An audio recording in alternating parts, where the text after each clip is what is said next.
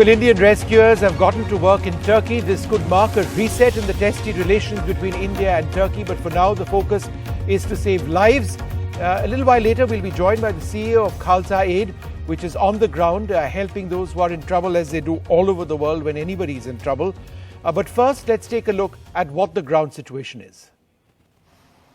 More relief material, a mobile hospital and specialized search and rescue teams from India are on the ground in Turkey, helping the country in the wake of the devastating earthquakes. India has sent over 100 NDRF personnel for search and rescue efforts, Indian Army medical teams, a mobile hospital with a 30-bed facility, along with other medical equipment as well as dog squads.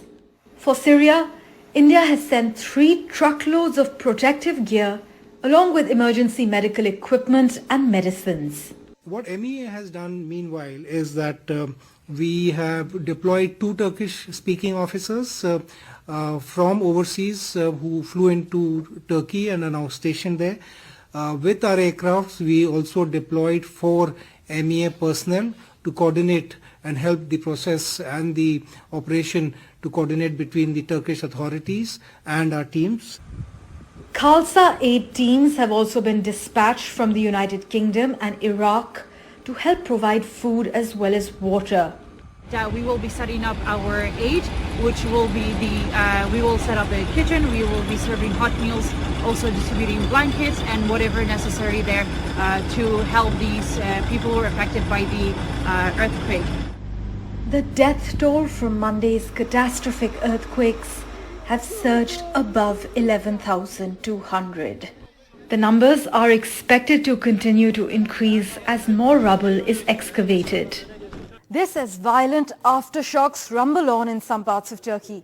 Shops are closed, there is no heat because gas lines have been cut to avoid explosions, and finding petrol is tough. While anger is mounting in Turkey and Syria over what was described as a slow and inadequate response by authorities, some extraordinary survival tales have also emerged. A 7-year-old Syrian girl was seen shielding her younger brother's head under the rubble. Fortunately, this brother-sister duo made it out safely after being stuck for about 17 hours. A young girl was also rescued from rubble in Turkey's Adıyaman after being buried for 47 hours.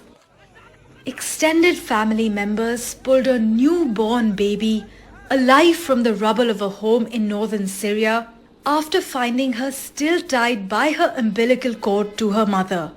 This infant is the sole survivor of her immediate family, the rest of whom were all killed. India's massive assistance to Turkey is being seen as a move that could reset the trajectory of ties between both countries. Turkey's president has been critical on Kashmir in the past, and Turkey has close military ties with Pakistan. But New Delhi's present outreach and a tempering of Turkish rhetoric on Kashmir at the last UN General Assembly session could indicate a return to what was once an extremely close friendship between the two nations. Parmeshwar Bava for NDTV. Well, joining us now, Ravi Singh, the CEO of Khalsa Aid. He joins us from one of the worst affected areas, and also Sozan Fahmy, a volunteer with Khalsa Aid, both of them there. Thank you very much for being with us. Could you describe the area that you are now helping people in? How badly has it been hit? Ravi Singh, to you first. Yeah, I mean, I arrived here about an hour and a half ago, and we got straight onto unloading aid. Susan here has been for the last 2 days. I think she can describe it more than me, as I just have arrived to the country. Susan, maybe you can describe. Susan, go ahead. We arrived the day that the earthquake happened. Around to a couple of cities that were the most cities that were hit by the earthquake, which was right now we are in Urfa. We were earlier on today, we were in Osmaniye. We were also in Gaziantep. We've been running around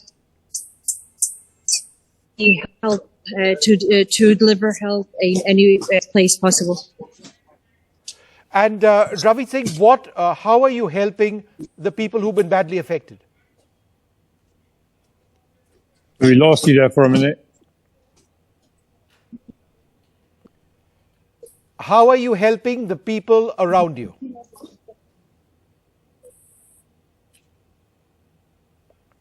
Hello, we can't hear you. All right, can you hear me now, Ravi? Okay, we basically right now, you can see behind me, we bought 3,500 warehouse in Iraq because it's very cold. Yeah, I can hear you. I can hear you. Can you hear me?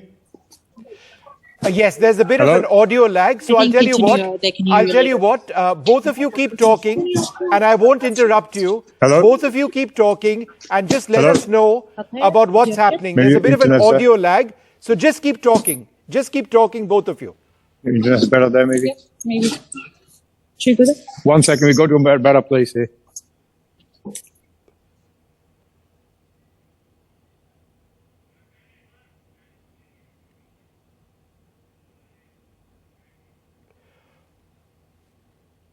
All right, we're just waiting for them to sort out that audio connection. It's just amazing that from Urfa, one of the worst hit areas, they're actually up via satellite and trying to communicate with us. It is pretty tentative and precarious, as you can imagine. But as you can see, buildings completely razed over there, and emergency relief operations. These are live shots that we're actually getting from some of the areas which have been very badly affected. India's rescuers are also deployed extensively across the region, the National Disaster Response Force. All right, Ravi, go ahead. Yeah, we're in, like I said, Urfa, which is one of the most affected towns in Turkey here, where the earthquake took place. Well, what we're providing now is blankets. Right now, massive truck of 3,500 blankets turned up from Iraq from our Carlside warehouse. It's very cold. It's miserably cold. I arrived there an hour and a half ago. It's very hard to stand in the cold, and a lot of people are living outside because the buildings have been destroyed, or they've had buildings that got cracks that might collapse. So they need warm clothing, blankets to survive the nights. And we're also tomorrow setting up a langar for thousands of people in this location to make sure they get a hot meal, because they can't cook, they can't prepare anything in the damaged or broken homes. Actually, today we served more than 3,000 hot meals to the people outside of, people are staying around 3,000 hot meals to the people who are staying and in the open areas.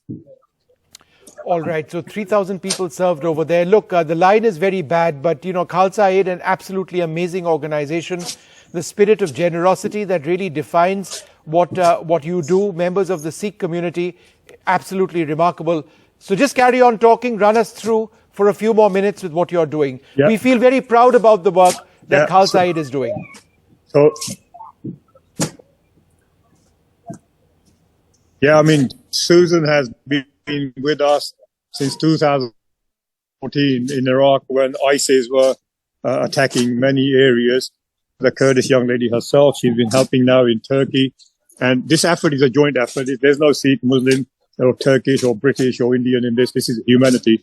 So we will expand our projects. We're setting up a base of relief where international volunteers and team members can come and stay and work, and also working with local organizations to make sure we're more efficient in delivering aid, because they know the local areas better than us. Khalsa Aid is known to be very, very quick and rapid response. Hence, once again, to our volunteers and team members like Susan, who's our Iraq coordinator, has shown that we deliver in rapid response where the needs are. It's all thanks to the donation from the general public.